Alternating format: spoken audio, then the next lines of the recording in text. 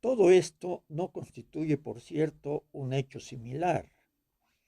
Cosas parecidas ocurrían con gran parte de esta generación judía de transición que emigrara desde la campiña, todavía relativamente religiosa, hacia las ciudades. Era un resultado lógico, solo que en el caso de nuestra relación, que ciertamente no carecía de asperezas, añadía otra más, bastante dolorosa. Por lo tanto, aunque también en ese aspecto has de creer, tanto como yo, en la falta de culpabilidad de tu parte, deberías explicarte, sin embargo, esa falta de culpa por tu carácter y por las circunstancias de la época, y no meramente por las contingencias externas, diciendo, por ejemplo, que tenías demasiadas otras faenas y preocupaciones como para poder dedicarte también a esas cosas. De este modo, te ingenias a veces para transformar tu evidente falta de culpa en un injusto reproche contra otros. Tal cosa puede rebatirse muy fácilmente, siempre y también en este caso, pues no se habría tratado ciertamente de alguna enseñanza que hubieses debido proporcionar a tus hijos, sino de una vida ejemplar. Si tu judaísmo hubiese sido más fuerte, también tu ejemplo habría resultado más coercitivo. Esto se sobreentiende y nuevamente no es ningún reproche, sino tan solo un rechazo de tus reproches. Hace poco leíste los recuerdos de juventud de Franklin. En verdad que intencionalmente te los he dado para que los leyeses, pero no, según tu irónica observación, a causa de un pequeño párrafo sobre el vegetarianismo, sino a causa de la relación entre el autor y su padre, tal como allí se describe, y también de la relación entre el autor y su hijo, tal como se manifiesta por sí misma en estos recuerdos escritos para el hijo. No quiero destacar detalles al respecto. Obtuve cierta confirmación ulterior en este concepto sobre tu judaísmo a raíz de tu conducta de los últimos años. Desde que te ha parecido que yo me ocupo más de las cosas judías, puesto que de antemano sientes aversión contra todas mis ocupaciones y particularmente contra mi manera de interesarme en algo, también la has sentido en este caso. Sin embargo, y por encima de esta situación, hubiera podido esperarse con todo que, en este caso, harías una pequeña excepción, pues lo que ahí se insinuaba era ciertamente judaísmo, que formaba parte de tu propio judaísmo, creando además la posibilidad de anudar nuevas relaciones entre nosotros. No niego que estas cosas, si hubieses mostrado interés por ellas, habrían podido tornarse sospechosas a mis ojos, justamente por eso, pues no se me ocurre en absoluto pretender afirmar que en ese sentido soy de algún modo mejor que tú, pero ni siquiera se produjo tal prueba. Por mi mediación del judaísmo se tornó repelente para ti y legibles los escritos judaicos que te asqueaban, tal como podía significar que tú insistías en que precisamente el judaísmo, tal como me lo habías enseñado durante mi infancia, era lo único acertado y que no podía ver nada más allá. Pero que insistieras en eso era apenas concebible. Pues entonces ese asco, no teniendo en cuenta que por lo pronto no se dirigía contra el judaísmo, sino contra mi persona, tan solo podía significar que inconscientemente reconocías la debilidad de tu judaísmo y de mi educación judaica, que de ninguna manera deseabas que te lo recordasen y que respondías con odio abierto a todo recuerdo provocado en ese sentido. Por otra parte, tu alta estimación negativa de mi nuevo judaísmo era muy exagerada. En primer lugar, ese judaísmo llevaba en su seno tu maldición. Y en segundo lugar, para su desarrollo era decisiva la relación básica con el prójimo, en mi caso, por lo tanto, mortal. Más acertada fue tu aversión contra mi escribir y contra todo lo que, desconocido para ti, con ello se relacionaba. En ese aspecto realmente me había apartado por mi propia cuenta de ti, un buen trecho, aunque el caso recuerde un tanto al gusano, que, pisando por un pie en su parte trasera, se arranca con su parte delantera, arrastrándose hacia un costado. En cierto modo me hallaba a salvo, había un respiro. La aversión que por supuesto has experimentado inmediatamente, también contra el hecho de que escribiese, en este caso, por excepción, me resultaba bienvenida. Ciertamente, mi vanidad y mi ambición sufrían con ese saludo que destinabas a mis libros y que se hizo famoso entre nosotros. Ponlo sobre la mesita de luz. Casi siempre jugabas a los naipes cuando llegaba un libro, pero en el fondo eso me hacía bastante bien, no solo por mi maldad que clamaba por su reivindicación, no solo por el placer, por esa nueva confirmación de mi concepto, de nuestra relación, sino primariamente porque aquella fórmula sonaba en mis oídos como si dijeras, ahora eres libre. Naturalmente se trataba de un engaño. Yo no era libre, o bien, en el caso más favorable, aún no lo era. Mis escritos trataban de ti, no hacía más que depositar en ellos los lamentos que no podía depositar en tu pecho. Era una despedida de ti que yo dilataba intencionalmente, una despedida que, si bien tú habías forzado, transcurría en una dirección que determinaba yo. Pero qué poco era todo eso. Ciertamente, tan solo vale la pena mencionarlo porque ha sucedido dentro de mi vida. De otro modo, ni siquiera se notaría. Y luego también porque ha ejercido sobre mi vida un dominio, como presentimiento durante la infancia. Más tarde como esperanza, dictándome, si se quiere, cobrando con todo nuevamente tu forma, mis pocas y pequeñas decisiones. Tomemos, por ejemplo, la elección profesional. En verdad, en ese aspecto me has dado plena libertad, con tu modo magnánimo, y en ese sentido hasta tolerante.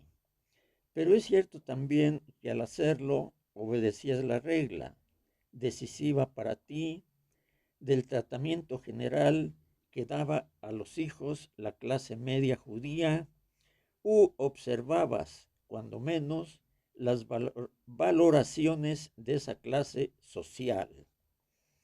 Finalmente, contribuía también uno de tus malentendidos acerca de mi persona, porque ya sea por orgullo paterno, por desconocimiento de mi verdadero ser, por conclusiones sacadas de mi endeblez, tú me consideras siempre particularmente aplicado. De niño, según tu opinión, me lo pasaba estudiando sin cesar y más tarde me lo he pasado escribiendo sin cesar. Ahora bien, esto no es ni remotamente cierto. Más bien puede decirse, exagerando mucho menos, que he estudiado poco y no he aprendido nada, que algo haya aprendido en los muchos años, dada una memoria mediana y una capacidad de asimilación que no es pésima.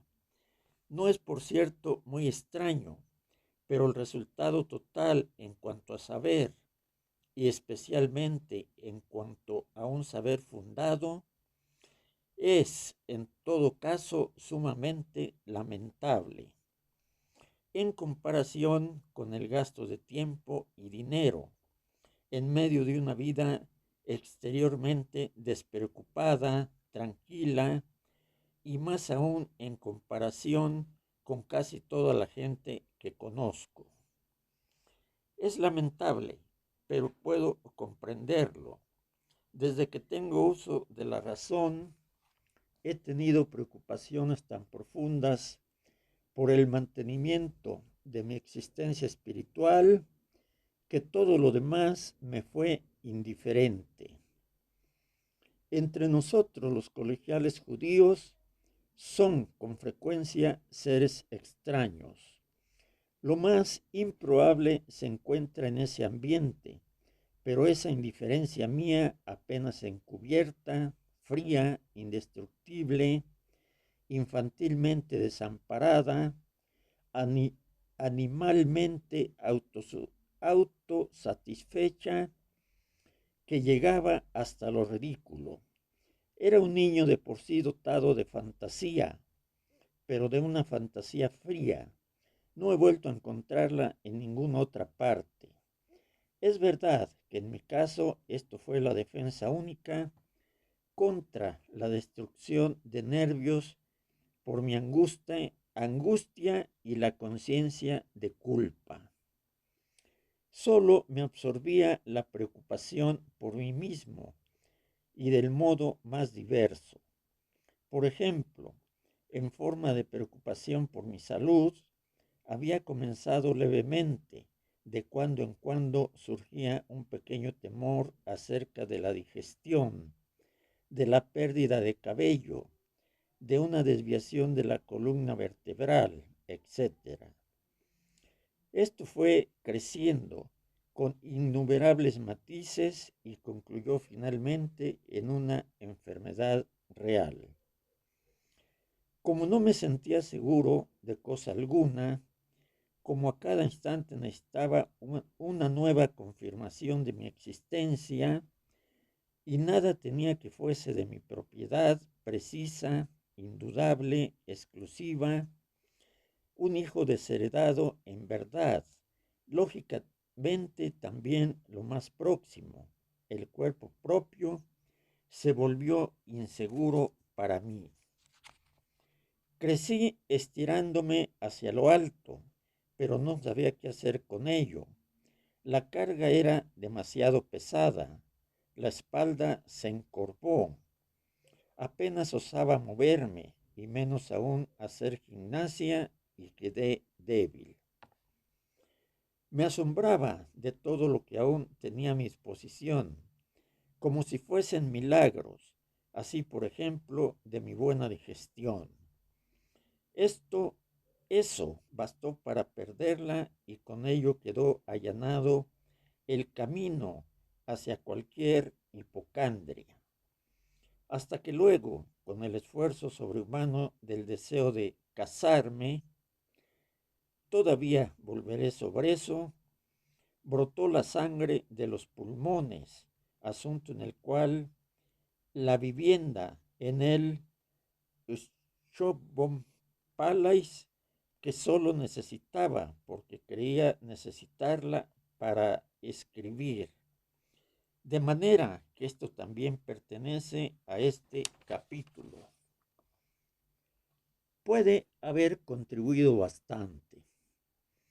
Todo esto no tuvo su origen, como tú te lo imaginas siempre, en un gran exceso de trabajo.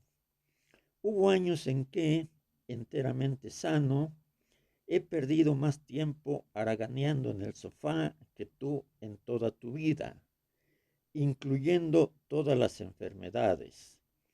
Cuando te dejaba corriendo, sumamente atareado, era casi siempre para ir a recostarme en mi cuarto. Mi rendimiento de trabajo total, tanto en la oficina, donde por cierto la pereza no llama mucho la atención y por otra parte se mantuvo dentro de ciertos límites debido a mi timidez, como también en casa, es ínfimo. Si tú pudieras apreciarlo, te espantaría. Probablemente no soy nada perezoso por naturaleza, pero no había sido reprobado, sentenciado, vencido en la lucha, y huir a alguna otra parte constituía ciertamente un extremo esfuerzo para mí, pero no era ninguna tarea, puesto que se trataba de algo imposible, inalcanzable para mis fuerzas, salvo pequeñas excepciones. En tales circunstancias, pues, me fue otorgada la libertad de elección profesional, pero era yo capaz todavía en general de utilizar realmente semejante libertad. ¿Confiaba acaso todavía en poder lograr una verdadera profesión? Mi autovaloración dependía mucho más de ti que de ninguna otra cosa. De un éxito externo, por ejemplo. Este podía fortificarme por unos instantes y nada más, pero del otro lado tu peso tiraba hacia abajo con muchísima más fuerza. Jamás podré pasar por el primer grado de la escuela primaria, pensaba, pero lo logré. Hasta obtuve un premio. Luego el examen de ingreso al colegio secundario, sin duda no podré rendirlo y lo logré no obstante. El primer año secundario tendré que repetirlo con toda seguridad, pues no tuve que repetirlo y lograba estas cosas siempre avanzando y avanzando. Sin embargo, no surgió de ello ninguna confianza, al contrario, estaba siempre persuadido y tenía una verdadera prueba para ello en tu gesto rechazante, de que cuanto más lograra, tanto peor terminaría todo finalmente.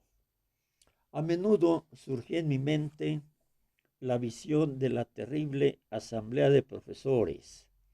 El colegio secundario es tan solo el ejemplo más significativo, pero en todo lo que me rodeaba sucedía algo semejante. Los que se reunirían si aprobaba yo el primer año, en el segundo, y si superaba este, en el tercero, y así sucesivamente en los siguientes.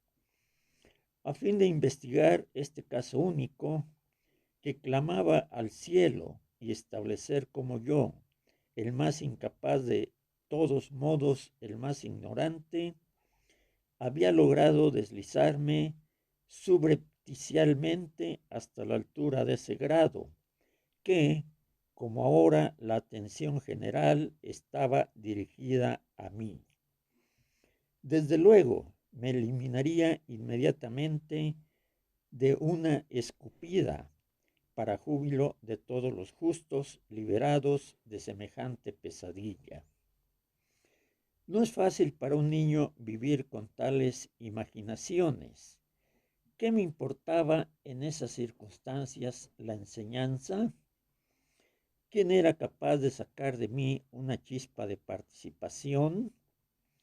Me interesaba la enseñanza, y no solo la enseñanza, sino todo lo que a esa edad decisiva la rodeaba, más o menos como al estafador de un banco que aún conserva el puesto y tiembla ante el descubrimiento.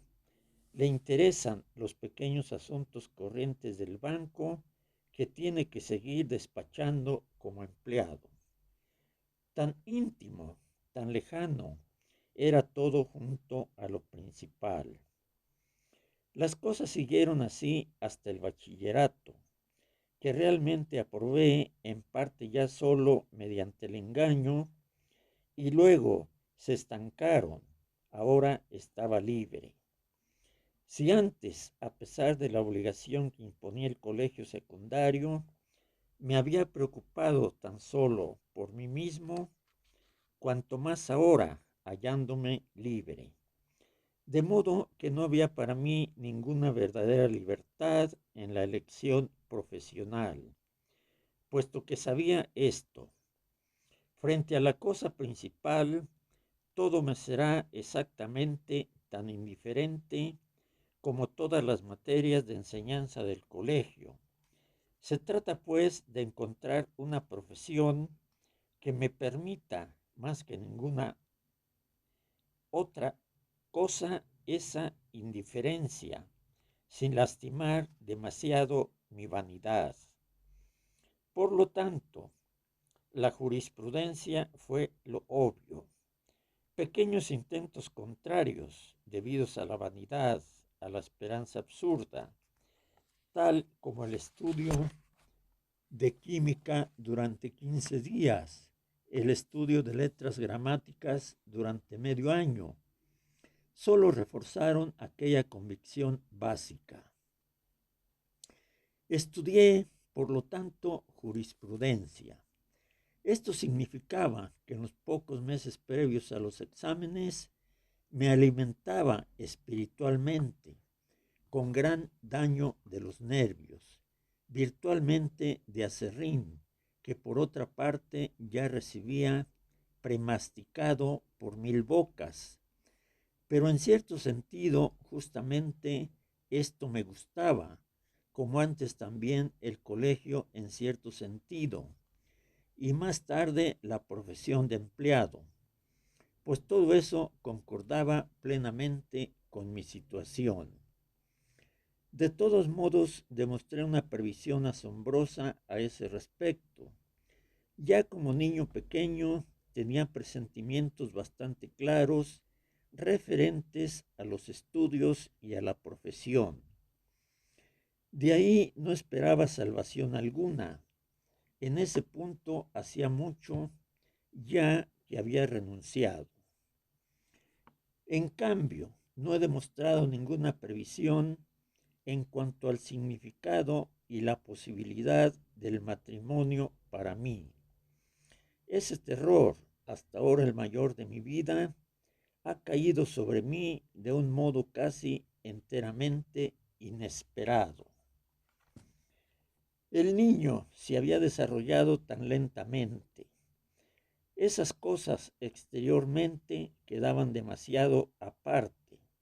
De vez en cuando surgía la necesidad de pensar en ello, pero no se había podido reconocer que ahí se preparaba una prueba permanente, decisiva y hasta la más enconada de todas.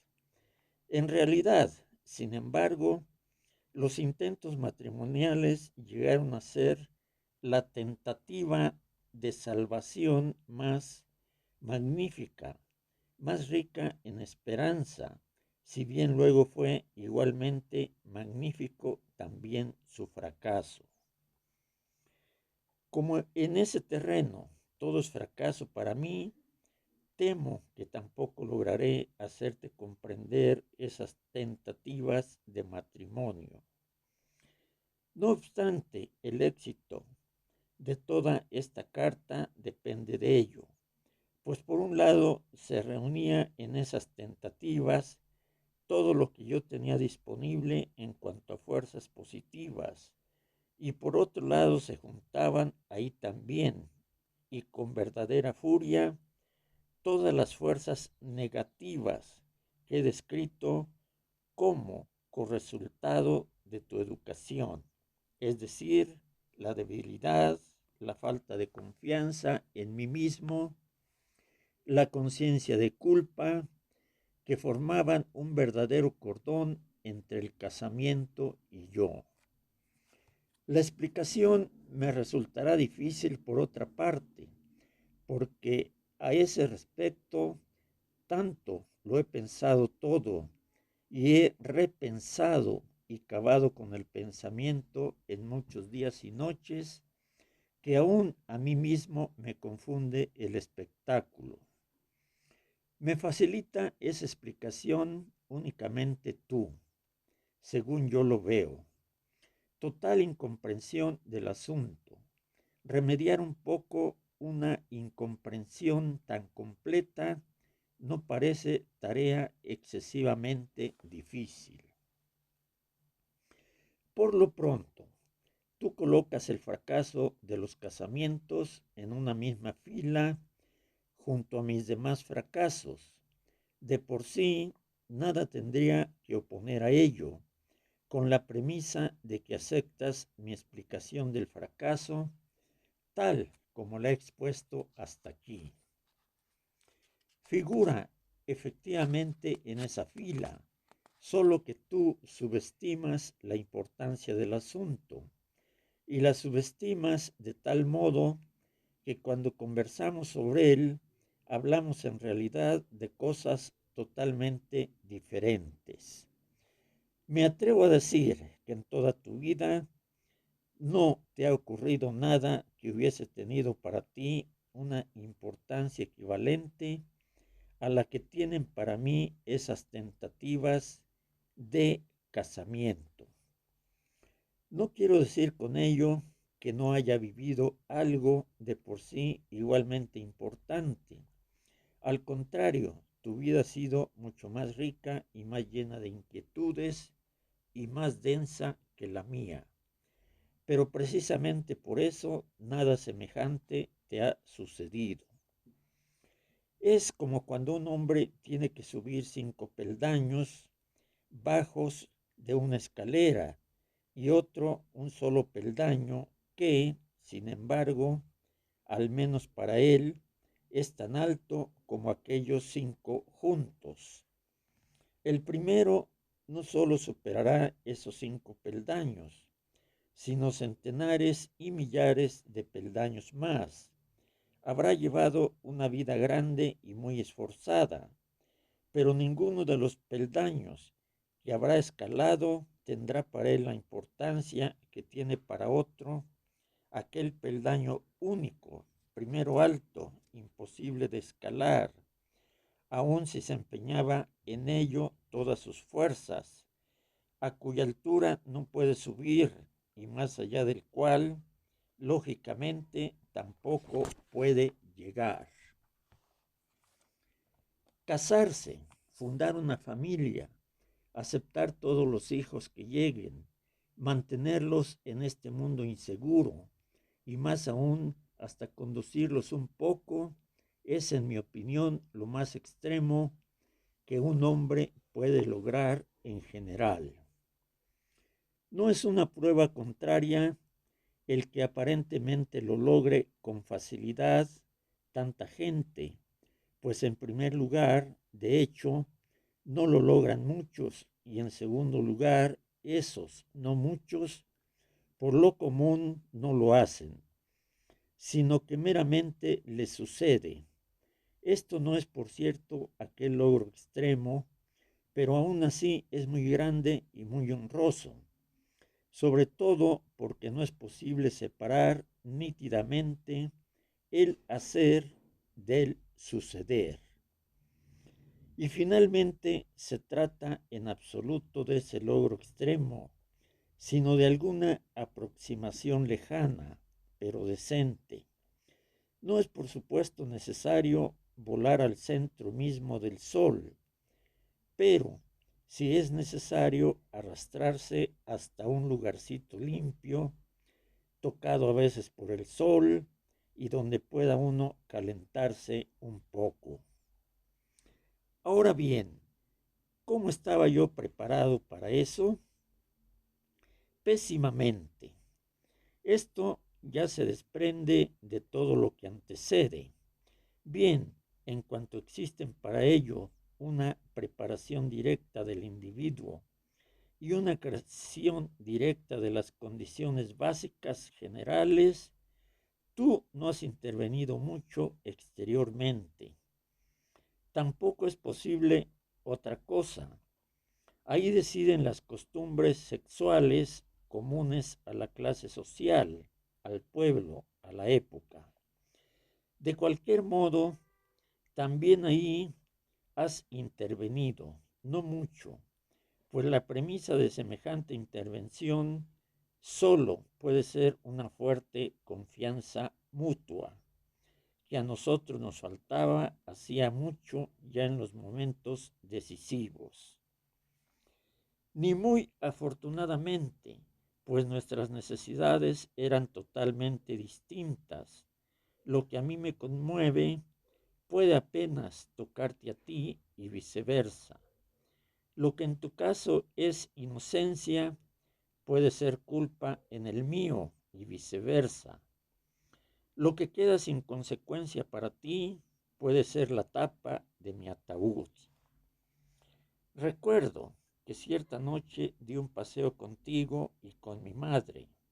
Era en el Josefplatz, cerca de donde hoy está el Landerbank, y comencé a hablar de un modo tonto, grandilocuente, superior, orgulloso, sereno. Eso era falso. Frío, eso fue auténtico. Y balbuceante como casi siempre cuando hablaba contigo de las cosas interesantes. Os hice reproches porque me habías dejado sin instruirme, que sólo ahora unos condiscípulos habían tenido que apiadarse de mí. Me había estado cerca de grandes peligros. Ahí mentía a mi modo, desvergonzadamente, a fin de mostrarme valiente, pues a raíz de mi carácter medroso no tenía ideas exactas sobre qué serían los grandes peligros. Pero para terminar, insinué que ahora, felizmente, ya lo sabía todo, que no necesitaba consejo y que todo estaba en orden. En todo caso, el motivo principal para haber comenzado a hablar de ello era que sentía placer, cuando menos al hablar de esas cosas. Luego también era por curiosidad y finalmente asimismo para vengarme de vosotros de algún modo y por alguna cosa. Tú, conforme a tu carácter, tomaste el asunto con mucha sencillez. Solo dijiste más o menos que podías darme un consejo sobre cómo practicar esas cosas sin correr riesgo. Puede que justamente haya deseado inducirte a semejante respuesta que se avenía muy bien, ciertamente, con la lubricidad de un niño, sobrealimentado con carne y con todos los buenos manjares, físicamente inactivo y ciertamente ocupado consigo mismo. Pero no obstante, mi vergüenza exterior quedó tan herida por ella, o bien yo creía que había de estar tan herida que, en contra de mi voluntad, ya no pude seguir hablando contigo, de modo que corté la conversación con altiva insolencia. No es fácil juzgar esa respuesta tuya de entonces, Por una parte contiene sin duda cierta franqueza avasalladora, algo que sugiere, por así decirlo, tiempos primitivos, y por otra parte va, sin embargo, en cuanto a la enseñanza misma, muy de acuerdo con la época moderna y su falta de escrúpulos. No sé qué edad tenía yo entonces, seguramente no mucho más de 16 años. Para un muchacho así fue sin duda una persona muy extraña, y la distancia que había entre nosotros queda evidenciada también en el hecho de que esa fuese en verdad la primera enseñanza directa tocante a la vida que yo recibía de ti. Ahora bien, su sentido intrínseco, que aquella vez se sumergió en mí, pero que solo mucho más tarde llegó a medias a mi conciencia, era el siguiente. Aquello que me aconsejabas era ciertamente, en tu opinión, y mucho más en la mía de entonces, lo más inmundo que existía. El que desearas cuidar de que físicamente no trajese yo a casa nada de esa inmundicia. Era cosa secundaria, puesto que con ello no hacía más que preservarte a ti mismo, a tu casa. Lo principal radicaba más bien en el hecho de que tú permanecieses fuera de tu consejo. Un hombre casado, un hombre puro, elevado por encima de tales cosas. Esto probablemente cobró entonces para mí un significado más agudo, aún por el hecho de que también el matrimonio me pareciese cosa desvergonzada, y que por lo tanto me era imposible aplicar a mis padres aquellas generalidades de que me había enterado acerca del matrimonio. Por ello tú te tomabas más puro aún, te elevabas más aún. La idea de que acaso antes de tu casamiento hubieras podido darte a ti mismo un consejo similar me resultaba enteramente inconcebible, de modo que no había en ti casi el menor vestigio de inmundicia terrena, y precisamente tú me empujabas, como si estuviese yo destinado a ello, hacia esa inmundicia, con unas pocas palabras francas. De modo que, si el mundo se componía únicamente de ti y de mí, una imagen que yo tenía tendencia a cultivar, pues entonces concluía contigo esa pureza del mundo, y conmigo comenzaba, en virtud de tu consejo, la inmundicia. Era ciertamente incomprensible por sí solo el hecho de que me sentenciaras de tal modo, y solo una antigua culpa y el más profundo desprecio por tu parte podían explicármelo. Con ello de nuevo me sentí aprendido en mi fuero más íntimo, y muy duramente, por cierto. ¿Es acaso en este punto donde se hace más clara la esencia de culpa de ambos? A le da a B un consejo franco, conforme a su concepción de vida, pero no muy hermoso, pero con todo perfectamente usual hoy día en la ciudad, y que acaso sirva para impedir perjuicios de salud. Este consejo no le resulta muy fortificante a B en el aspecto moral, pero ¿por qué no habría de poder deshacerse de ese daño con el correr de los años?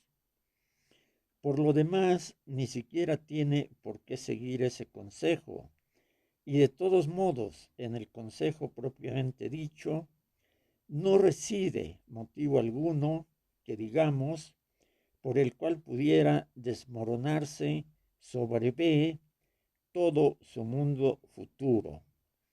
Y sin embargo, algo de esta índole sucede, pero justamente tan solo porque A eres tú y B soy yo. De esa exención de culpa por ambas partes, puedo yo tener una visión particularmente clara, también porque un choque parecido ha vuelto a ocurrir entre nosotros bajo circunstancias completamente distintas aproximadamente 20 años más tarde. Horrible como hecho, aunque de por sí mucho más inocuo ciertamente, pues, ¿dónde había algo en mí a los 36 años que aún podría haberse dañado?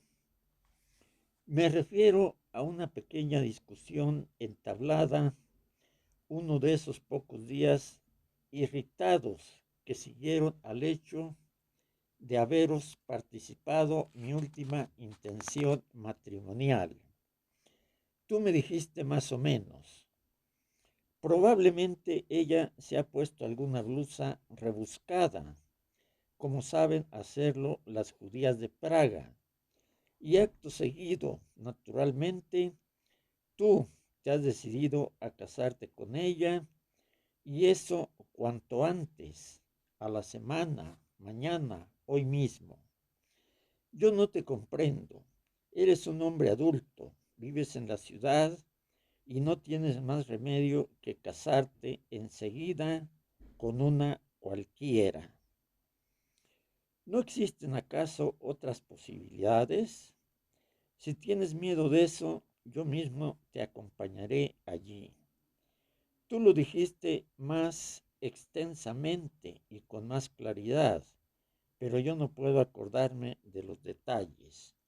¿Acaso también se me nublara un poco la vista? Casi me interesó más la madre que, aunque plenamente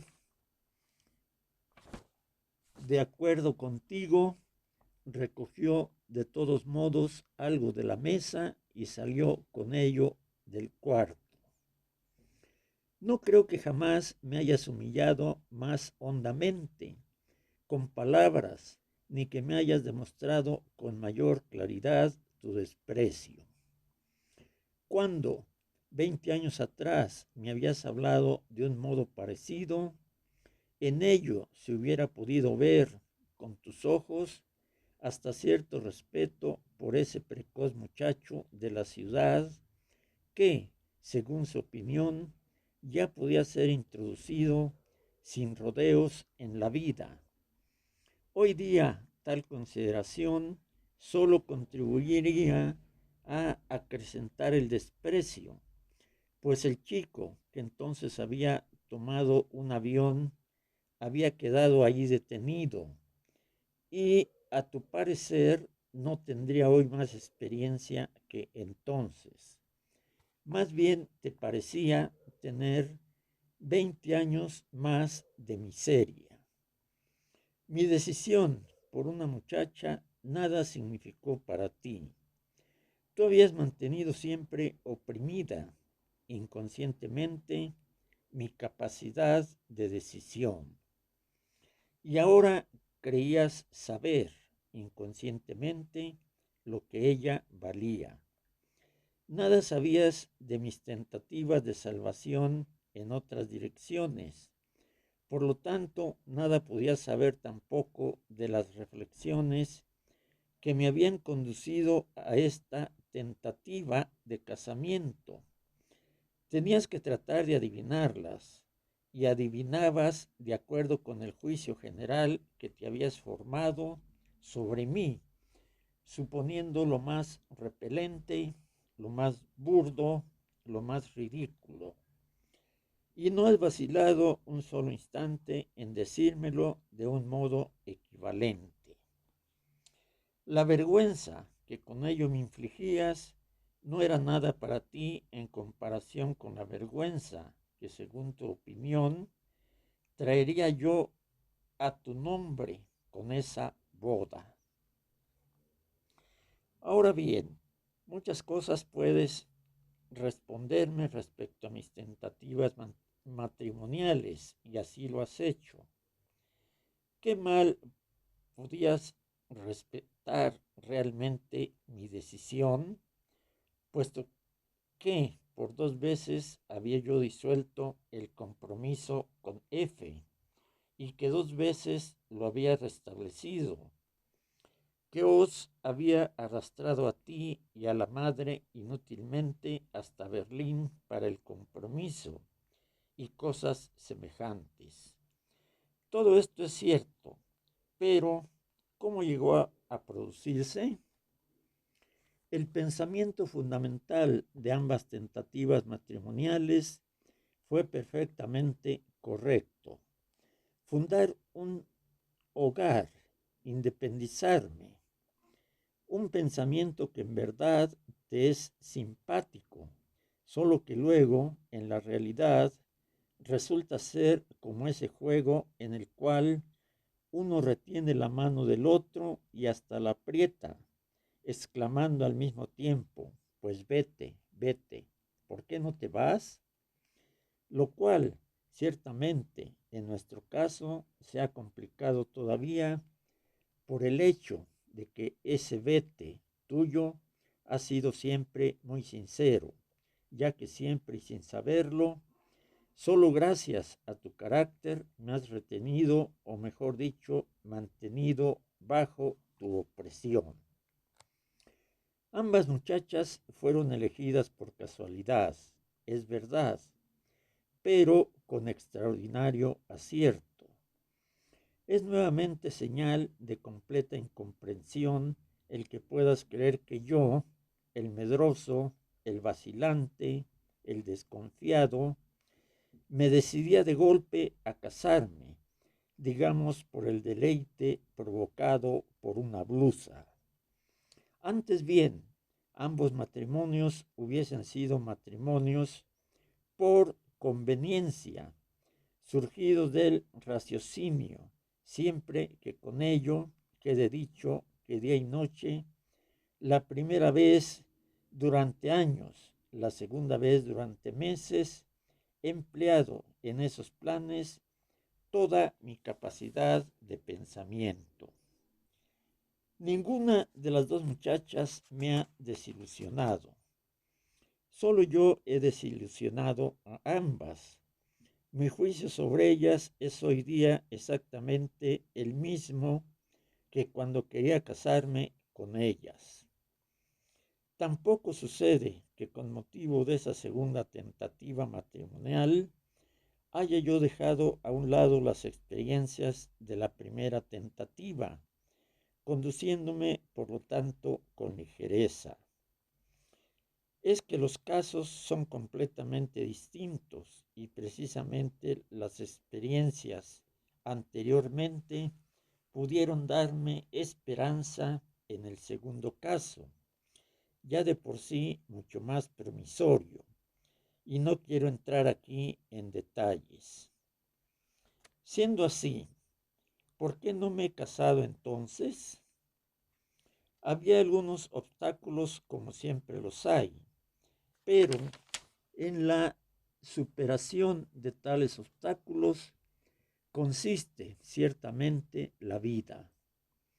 El obstáculo esencial, por desgracia independiente de los casos en sí, es que, por lo visto, soy espiritualmente incapaz de casarme.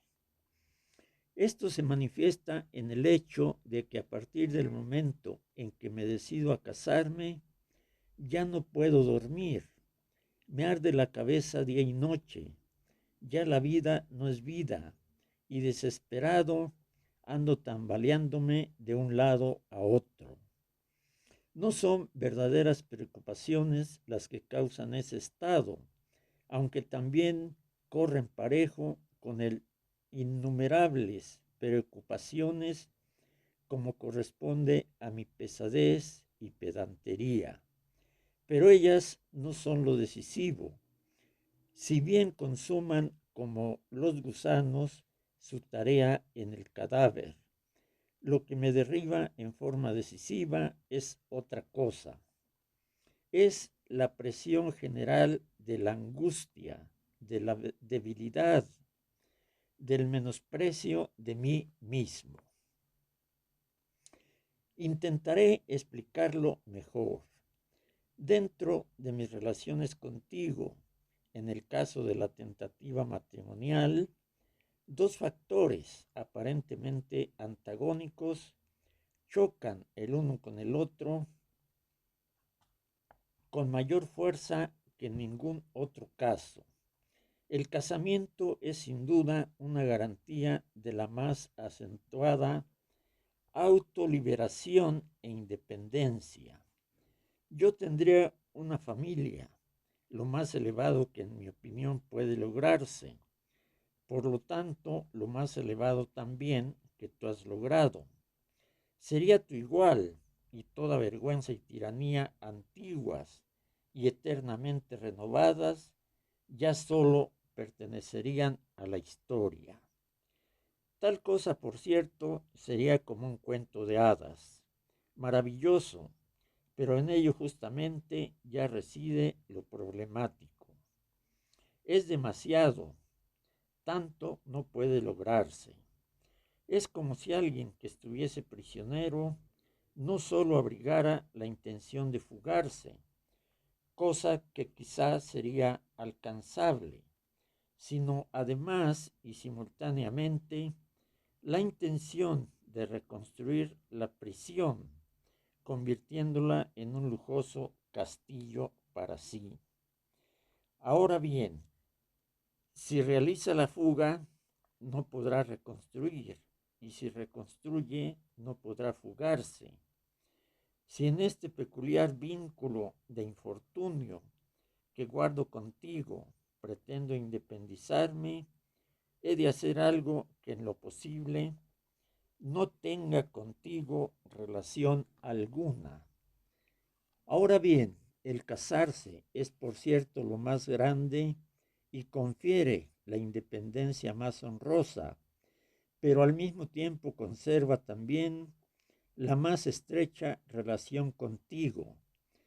Pretender salir de ahí tiene por lo tanto algo de locura y cada tentativa casi se ve castigada con ella. Precisamente esta relación estrecha es lo que en parte me tienta a casarme. Pienso en esa igualdad que entonces surgiría entre nosotros y que tú sabrías comprender mejor que ninguna otra.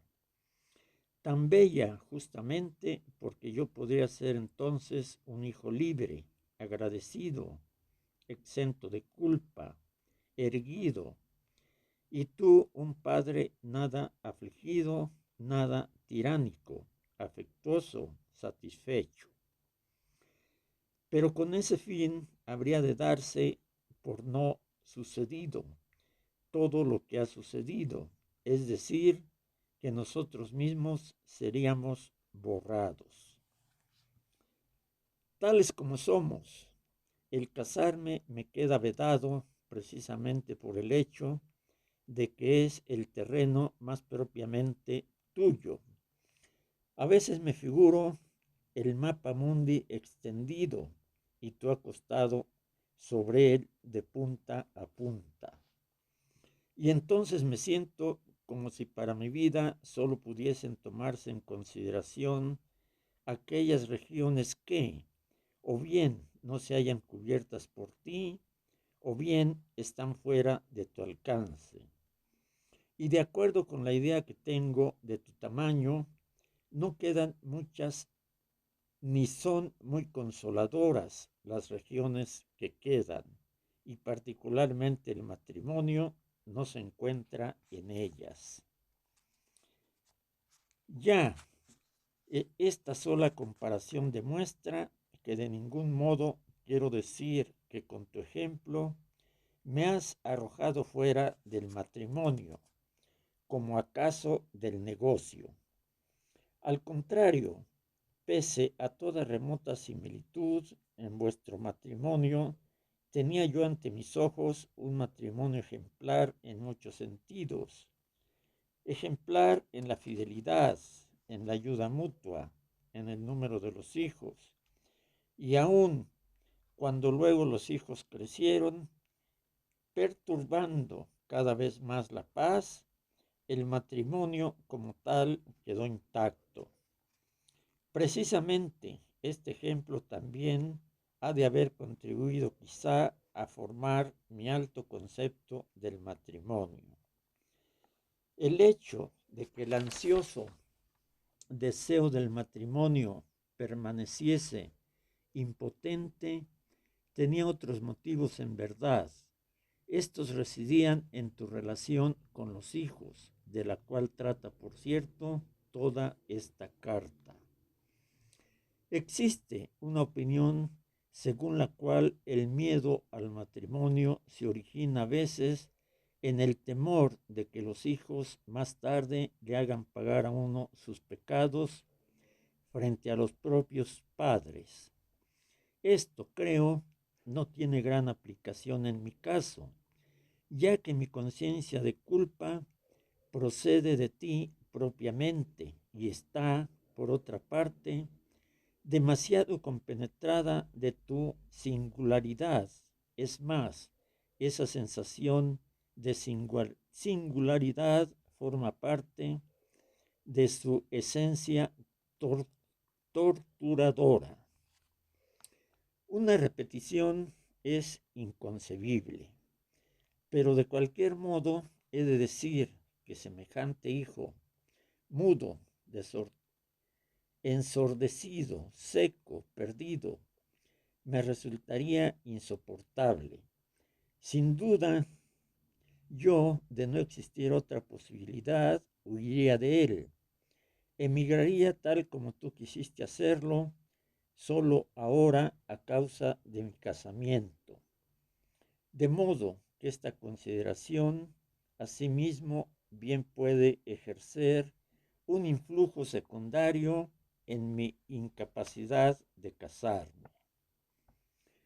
Mucho más importante, sin embargo, es el papel que desempeña en ello el temor por mí mismo. Esto debe comprenderse del siguiente modo. Yo insinué que con el hecho de escribir y todo lo que guarda conexión con ello, he realizado pequeños intentos de autonomía, intentos de fuga, con éxito mínimo, que apenas conducirían más allá, según múltiples comprobaciones. No obstante, es mi deber, o más bien mi vida consiste en ello, velar sobre ellos, no permitir que se les acerque ningún peligro que yo pudiera repeler, más aún no permitir ninguna posibilidad de semejante peligro. El matrimonio es una posibilidad de semejante peligro. Por cierto, es también la posibilidad de máximo impulso, pero a mí me basta con que sea la posibilidad de un peligro. ¿Qué haría yo si, a pesar de todo, fuese un peligro? ¿Cómo podría continuar en el matrimonio con la sensación, acaso irrechazable y de todas maneras indiscutible, de ese peligro? Frente a ello, ciertamente puedo vacilar, pero el desenlace final